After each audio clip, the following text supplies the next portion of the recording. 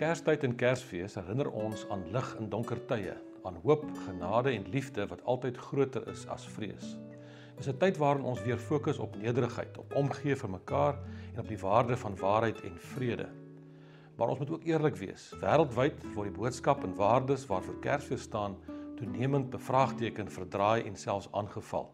Die Christelike geloof, familie, respek en waardes word onder druk geplaas.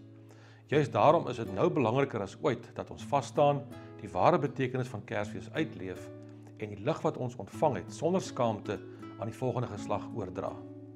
Mag ons nie net Kersfees vier nie, maar dit verdedig en leef. Mag hierdie feestyd ons harte vul met vrede, liefde en vreugde en mag die nuwe jaar hoop en seëninge bring. Geseënde Kersfees.